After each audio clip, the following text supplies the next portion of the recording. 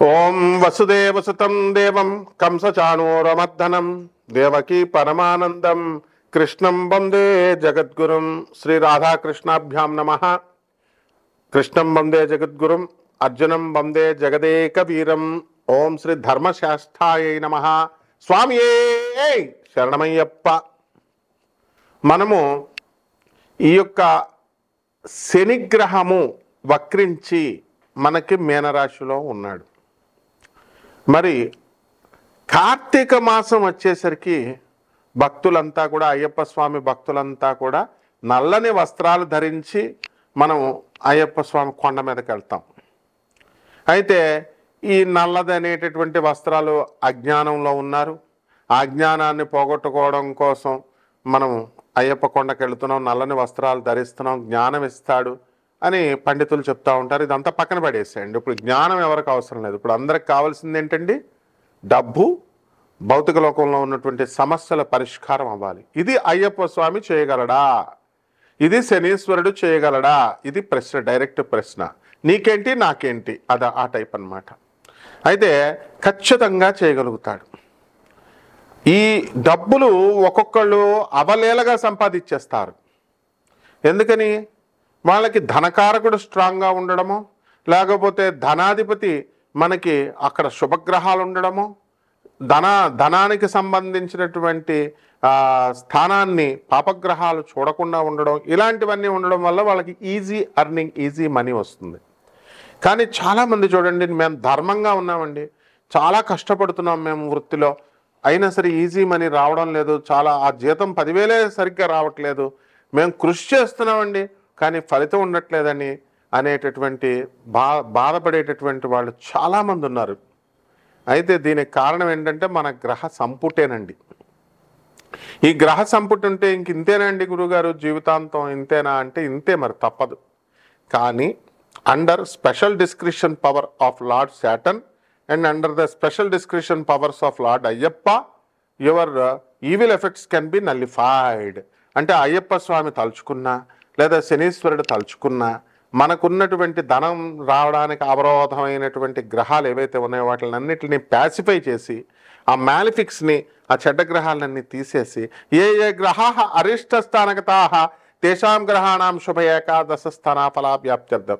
ఏ గ్రహాలైతే చెడ్డ స్థానాల్లో ఉన్నాయో ఆ గ్రహాలన్నింటినీ కూడా శుభస్థానాల్లోకి మనం రప్పించగలుగుతాము అని చెప్పేసి ఈ శాస్త్ర వచనం అన్నమాట. కాబట్టి ఆ రకంగా అయ్యప్ప స్వామి 41 రోజులు మనం ఎవరైతే దీక్షగా చేస్తామో, మండల దీక్షతో అయ్యప్ప స్వామి వారి యొక్క ఆరాధన, ఖచ్చితంగా వాళ్ళ యొక్క సమస్యలన్నీ కూడా తీరుపుతాయండి. అయితే ఏమండి, మరి మేము చాలా 18 సంవత్సరాల నుంచి అయ్యప్ప స్వామి దీక్ష చేస్తున్నామండి అని ఒకళ్ళు, 40 సంవత్సరాల నుంచి అయ్యప్ప స్వామి దీక్ష చేస్తున్నామండి అని మరొకళ్ళు, కానీ మా సమస్యలు తీరలేదండి అని నోటితో అంటారు తప్ప, అంటే వాళ్ళ ఉద్దేశంలో మనం ఒక రిలయన్స్ అంబానీలాగా అవ్వలేదు, లేకపోతే ఒక అపోలో హాస్పిటల్ లాగా అవ్వలేదు అని అలా కంపేర్ చేసుకుంటారు. అలా కాదు. 40 సంవత్సరాల క్రితం మీ ఆర్థిక పరిస్థితి ఏమిటి, 18 సంవత్సరాల క్రితం మీ ఆర్థిక పరిస్థితి ఏమిటి, ఈ అయ్యప్ప మాలలు వేసిన తర్వాత ప్రపోర్షనేట్గా మీరందరికీ కష్టాలు తీరిపోయినాయా లేదా అనేది అనాలిసిస్ చేసుకోవాలి. This is practical approach. ఈ ప్రాక్టికల్ అప్రోచ్ని ఇచ్చేదే శనీశ్వరుడు అనమాట. అందువల్ల శనీశ్వర స్వాముల వారు ఏంటంటే అటానమస్ ప్లానెట్ అని చాలాసార్లు చెప్పాను నేను. స్వతంత్ర నిర్ణయాలు తీసుకుంటాడు. ఆయన ఒకానొక సందర్భంలో ఆయన అహంకరించినప్పుడు, శ్రీ బ్రహ్మ విష్ణు మహేశ్వరుని ఎదిరించినప్పుడు శ్రీమన్నారాయణమూర్తి శ్రీకృష్ణ పరమాత్మల వారు ఆయన అహంకారాన్ని భగ్నం చేస్తాడు. విష్ణుమూర్తి ఆయన కాలు ఎరగొట్టేస్తాడు. ఆ తర్వాత ఆయన పశ్చాత్తాపంతో శనీశ్వరుడు మరి తపస్సు చేసుకొని నవగ్రహాలలోకెల్లా గొప్ప స్థానాన్ని సంపాదించాడు. తన తండ్రి అయినటువంటి సూర్యుడి కంటే కూడా ఉచ్చ స్థితిలో ఉండే విధంగా, ఆ గ్రహం ఎత్తులో ఉండే విధంగా ఆయన తన వ్యక్తిత్వ నిర్మాణాన్ని చేసుకున్నాడు. ఆ విధంగా మనందరం కూడా ఇది ఎప్పుడు సాధ్యమవుతుందండి అంటే శని మీనరాశిలో ఉన్నప్పుడు మాత్రమే సాధ్యమవుతుంది. 12 సంవత్సరాలు కాదండి, ఇలా రావాలి అని అంటే 30 సంవత్సరాలు పడుతుంది ఒక చక్రం రావడానికి. మళ్ళీ 30 సంవత్సరాల దాకా రాదు, 60 సంవత్సరాల వయసు వస్తుంది, ముసలోడు అయిపోతాం. కాబట్టి మళ్ళీ ఇంకొక 30 సంవత్సరాలకు వస్తుంది, 90 సంవత్సరాలు వస్తుంది, పైకి టపా కట్టేస్తాం. అందువల్లనే ఏలినాటి శని, అర్ధాష్టమ శని, అష్టమ శని డేంజర్ అంటాం. మొదటిసారి వచ్చేటటువంటి ఏలినాటి శని ప్రభావం వలన మనకి ఏమవుతుందండి, చక్కగా పొంగులాంటి శని అన్నారు. పైకి పైకి వచ్చేస్తాం మనం. ఏమండి, తర్వాత మంగు శని, తంగు శని, పొంగు శని అని అంటాం. మొదటిసారి మన చిన్నతనంలో వచ్చేస్తుంది. దాన్ని ఏంటంటే మంగు శని అంటాం. మంగు శని అంటే ఏంటండి, పడుకుని ఉంటుంది, అంటే స్లోగా వస్తుంది.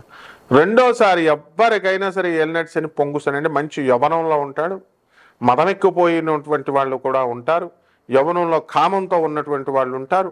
అటువంటి వాళ్ళందరికీ కూడా పెళ్ళిళ్ళు అవుతాయి, కోరికలు తీరతాయి, బిల్డింగ్లు కడతారు, సంపాదన పెరుగుతుంది. అండ్ ఉచ్చనీచాలు తెలియకుండా, అంటే డబ్బు వచ్చినప్పుడు మనకి మదం ఎక్కుతుంది. మదం ఎక్కినప్పుడు మనకి పేదవాళ్ళు కనబడరు, వికలాంగులు కనబడరు, తర్వాత వీళ్ళు కనబడరు, ఎవరు సాధువులు కనబడరు. ఎంతసేపు 4 బిల్డింగ్లు కట్టాలా, 6 బిల్డింగ్లు కట్టాలా, ప్రేమ వ్యవహారాల్లో సఫలం అవ్వాలా, లవర్ అడిగితే బంగారాలు కొనాలా, లేకపోతే పిజ్జాలు బర్గర్లు రెస్టారెంట్స్కి తిప్పాలా, ఈ టైపులో ఉంటారు తప్ప ఆ పొంగు శని వచ్చినప్పుడు, శనీశ్వరుడు మనకిచ్చినప్పుడు ధర్మంగా మనం ఉందాము, కలి యొక్క కబ్జాలకు వెళ్ళకూడదు. You should not go in to the clutches of Satan, clutches of కలి పురుష. అంతేగాని కృష్ణుడి పార్టీలో ఉండాలా అని ఎవ్వరూ అనుకోరు, ధర్మం వైపు ఉండాలని. అలాగే మూడో శని వచ్చేసరికి తంగు శని అంటే ఏం చేస్తుందంటే పడుకోబెట్టేస్తుంది, చంపేస్తుంది మనల్ని. అందువల్ల తంగు, మంగు, పొంగు 3 ఉంటాయి. అలాగే అర్ధాష్టమ అష్టమ శనుల్లో మనకి లైఫ్కి డిసిప్లిన్ నేర్పిస్తుంది, కష్టాలను ఇస్తుంది. ఆ కష్టాలను ఇచ్చినప్పుడు మళ్ళీ రెండోసారి మూడోసారి మనం ప్రయత్నించాలనేటటువంటి దాన్ని నేర్పిస్తుంది. కాబట్టి ఈ యొక్క అయ్యప్ప స్వామి దీక్షల్లో ఎవరైతే 41 రోజులు మన కఠిన నియమాలతో ఉన్నప్పుడు సాధన చేసినప్పుడు తప్పకుండా వాళ్ళ ఆత్మవిశ్వాసం బాగుంటే వాళ్ళ కోరికలన్నీ కూడా తీరిపోతాయండి, అయ్యప్ప స్వామి తీర్చేస్తాడు. మీరు ఎందుకు చేస్తున్నారండి 41 రోజులు అసలు దీక్ష? సప్తాహ దీక్షతో పరీక్షిత్ మహారాజు శాపం వచ్చింది ఆయనకి. ఇంక 7 రోజుల్లో ఆ సర్పరాజు అయినటువంటి తక్షకుడే నిన్నొచ్చి కాటు వేస్తాడని ఒక ఋషి కుమారుడు శాపం పెట్టిన తర్వాత అతను 47 రోజుల్లో మోక్షం వస్తుందా, అసలు జీవిత పరమార్థం తీరుతుందా అని చెప్పి జనమేజయుణ్ణి, శుకుణ్ణి, వ్యాస మహర్షిని అందరినీ పిలిచినప్పుడు శుకబ్రహ్మ వచ్చి భాగవత సప్తాహం చేసినప్పుడు సప్తాహ దీక్షతో అతనికి మోక్షం వచ్చింది. అప్పుడు కూడా పరీక్షిత్ మహారాజు ఏమడుగుతాడంటే 7 రోజులు చేయాల్సిందేనా అండి, లేదా ఒక్క పూట ఒక్క రోజులో ఎప్పుడైనా 7 రోజుల్లో మనకి మోక్షం వచ్చినటువంటి ఉదంతాలు చరిత్రలో ఉన్నాయా అని అడిగితే, పిచ్చోడా ఒక్క క్షణంలో కూడా ఉందిరా భాగవతంలో, కృష్ణ అనేటువంటి నామాన్ని జపించితే ఒక్క నిమిషంలోనే మరుక్షణంలో కూడా మోక్షం పొందినటువంటి ఉదంతాలు ఉన్నాయి అని చెప్పేసి శుకబ్రహ్మల వారు భాగవత ప్రామాణికంగా తీసుకొని చూపించారు. కాబట్టి ఇంత అథారిటేటివ్గా చూపించారు, ఎంత అథెంటిక్గా చూపించారు.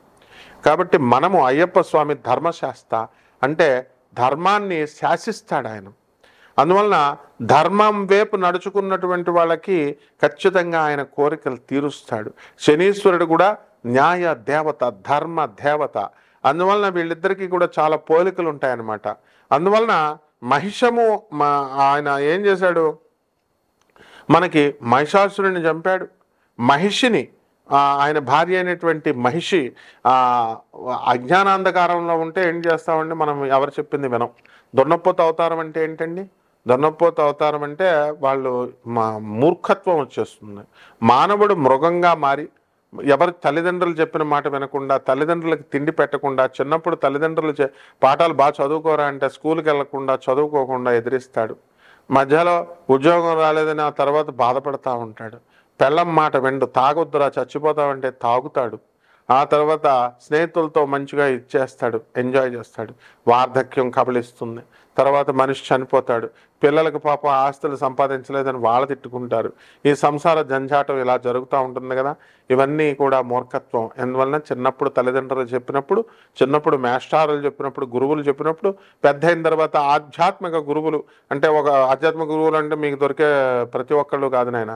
జగద్గురువులైనటువంటి ఆదిశంకరులు, వివేకానందుడు, ప్రభాత్ రంజన్ సర్కార్, ఆనందమూర్తి గారు, అలాగే పరమహంస యోగానందుల వారు, ఇటువంటి రమణ మహర్షి, ఇటువంటి మహానుభావులు చెప్పినటువంటి గురువులు చెప్పినటువంటి ఐడియాలజీని మీరు ఫాలో కాకుండా మీ ఇష్టానుసారంగా చేసుకుంటే అప్పుడేమవుతుందండి, కష్టాలు అనేటటువంటివి వస్తాయి.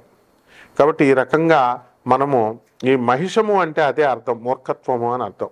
ఆ మనలో ఉన్నటువంటి ఆ మూర్ఖత్వాన్ని దీన్నంతటినీ కూడా తొలగించేది శనీశ్వర ఆరాధన, అలాగే అయ్యప్ప స్వామి ఆరాధన. 41 రోజుల పాటు మీరు అయ్యప్ప స్వామి దీక్ష చేయండి. మాల ఏమండి వేసుకోవడం కుదరడం లేదండి అని అంటే ఇంట్లో చేయండి. అయ్యప్ప స్వామి పూజ రెగ్యులర్ పూజ చేసుకోవచ్చు. ఆ విధంగా అప్పుడు ఉన్నటువంటి గ్రహ స్థితులను బట్టి కూడా మనం కనుక చూసుకున్నట్లయితే మనకి ఈ శుక్రుడు తులారాశిలోకి వచ్చాడు. బుధుడు వక్రించి నవంబర్ నెలాఖరికి మరి తులారాశిలోకి వచ్చాడు. శుక్రబుధులు ఇద్దరు కలిశారు. రవి నవంబర్ 15 వరకు రవి తులలో ఉండి ఆ తర్వాత వృశ్చిక రాశిలోకి వెళ్ళిపోవడం జరుగుతుంది. కుజుడు వృశ్చిక రాశిలోనే ఉంటాడు. అలాగే కేతువు సింహరాశిలో ఉన్నాడు. రాహువు మరి కుంభరాశిలో ఉన్నాడు. శని వక్రించి మనకి మీనరాశిలో ఉన్నాడు. కేతువు సింహరాశిలో ఉన్నాడు. ఈ రాశుల యొక్క గ్రహస్థితులన్నీ ఈ రాశుల్లో ఉండడం ద్వారా మనకి 12 రాశుల వారికి ఏ ఫలితాలు ఇస్తారో మనం ఒక్కొక్క రాశి వారిగా మనం తెలుసుకునే ప్రయత్నం చేద్దాం. తప్పకుండా వాటి పరిహారాలు కూడా ఇంకా బాగా జరగాలంటే ఏమేం పరిహారాలు చేయాలండి? అసలే కార్తీక మాసం అయ్యప్ప స్వామి దీక్ష చేసుకోవాలా, శనీశ్వరుడు దీక్ష చేసుకోవాలా, వీళ్ళ యొక్క పూజలు చేసుకోవాలి. ఇంట్లో ఏ గుళ్ళకి గోపురాలకు వెళ్ళాల్సినటువంటి అవసరం లేదు. ఏ నియమాలు పాటిస్తే మనకు జరుగుతుందో ఈ వీడియోలో ఒక్కొక్క రాశి వారికి విడివిడిగా చూద్దాం. ధనుస్సు రాశి. ఈ ధనుస్సు రాశి వారికి అందరికీ కూడా అర్ధాష్టమంలో శని వక్రించి ఉన్నాడు. కాబట్టి కుటుంబంలో అనేకమైనటువంటి గొడవలు జరగడం, మనశ్శాంతి లోపము ఉండడము, ఇలాంటివన్నీ కూడా జరుగుతాయి. అయితే నవంబర్ మూడవ వారం నుంచి శుక్ర బుధులు ఇద్దరు కూడా, బుధుడు వక్రించినటువంటి బుధుడు కూడా లాభస్థితిగతుడైనటువంటి కారణాల రీత్యా చిన్న చితక వ్యాపారాల దగ్గర నుంచి పెద్ద వ్యాపారాలు చేస్తున్నంత వరకు వారికి కూడా అనేకమైనటువంటి లాభాలు కలగడానికి అవకాశాలు ఉన్నాయి. ఈ యొక్క రెస్టారెంట్లు, పబ్స్, హోటళ్ళు ఇలాంటి బిజినెస్లన్నీ కూడా చేస్తున్నటువంటి వాళ్ళు బ్రహ్మాండంగా ముందుకు వెళ్తారు. అలాగే డిపార్ట్మెంటల్ స్టోర్స్, కిరాణా వ్యాపారాలు ఇవన్నీ కూడా మీకు కలిసి రావడం అనేటటువంటిది జరుగుతుంది. ఇకపోతే ఈ యొక్క ధనుస్సు రాశి వారికి మనకి అష్టమంలో ఉన్నటువంటి గురుగ్రహ ప్రభావం వలన అప్పులు అధికంగా రావడము, చెడ్డవాళ్లతో దోస్తానాలు చేయడము, ఇలాంటివన్నీ కూడా జరుగుతాయి. మంచి వాళ్ళు ఇచ్చేటటువంటి సలహాలను మనం తీసుకోకుండా చెడ్డవాళ్ళు ఇచ్చేటటువంటి సలహాలతో మనం ముందుకు వెళ్ళడము, తద్వారా మనమంతా కూడా నష్టపోవడము, ఇలాంటివన్నీ కూడా జరుగుతాయి.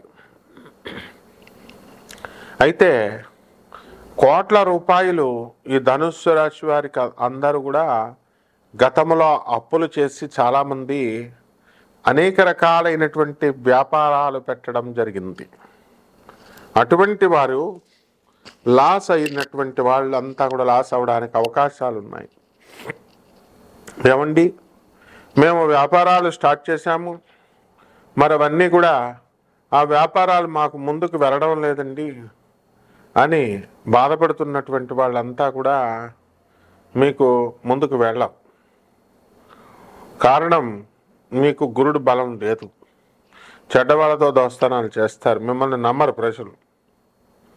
అటువంటి వాళ్ళకందరికీ కూడా నోటి దగ్గరకు వచ్చి అపార్ట్మెంట్లు ఆగిపోవడము, లేదా స్థలాలన్నీ కూడా ఆగిపోవడము, ఇలాంటివన్నీ కూడా జరుగుతాయి.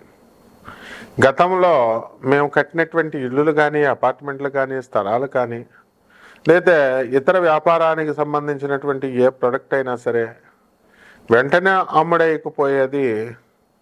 ఇంత లేటుగా అవడం ఏమిటండి, ఇంత ఇదిగా ఏంటండి దీనికి కారణము అని అంటే ఖచ్చితంగా ఇవన్నీ కూడా అవ్వకపోవడానికి అవకాశాలు ఎక్కువగా ఉంటాయి. కాబట్టి ఈ రాశి వారికి అందరికీ కూడా మనము ఈ ధనుసు రాశి వారికి కొన్ని పరిహారాలు చేసుకోవాల్సినటువంటి అవసరం ఉంది. దానికి మనము రవి జపము చేసుకోవాలా, రవి స్తోత్రాలు చదువుకోవాలా, అలాగే శని వక్రించి ఉన్నాడు కాబట్టి శని జపం చేయాలా, శని స్తోత్రాలు చదవాలా, శనికి కిలోంపావు నల్ల నువ్వుల్ని నల్లని వస్త్రాలను ఇచ్చి పేద బ్రాహ్మణులకి శనివారం నాడు ఉదయం 8 గంటలకి దానం చేసుకోవాలా. దశమహావిద్యల్లో ఒకటైనటువంటి మహాకాళి అమ్మవారి యొక్క హోమాన్ని కానీ ఆమె యొక్క మంత్ర జపాన్ని అనుష్ఠానాన్ని కానీ మీరు చేసుకోవడం ద్వారా అద్భుతంగా ఉంటుంది మీకు. అదేవిధంగా ఆదివారం నాడు సూర్య నమస్కారాలు చేసుకోవడము, తెల్ల జిల్లేడు పువ్వుల్ని మామూలు జిల్లేడు పువ్వుల్ని మీరు సూర్యుడికి సమర్పించడము, సూర్యుడికి అర్ఘ్యాలు ఇవన్నీ వదలడము, అలాగే రావి చెట్టు చుట్టూ ప్రదక్షిణాలు చేసుకోవడము, ఓం శనేశ్వరాయ నమః అంటూ పూజ చేసుకోవడం, అలాగే శనికి అయ్యప్ప స్వామి వారికి నిరంతరము లైఫ్ లాంగ్ పూజ చేసుకోవడం ద్వారా అద్భుతంగా ఈ యొక్క ధనుసు రాశి వారికి సమయంలో ఉంటుంది. శుభమస్తు.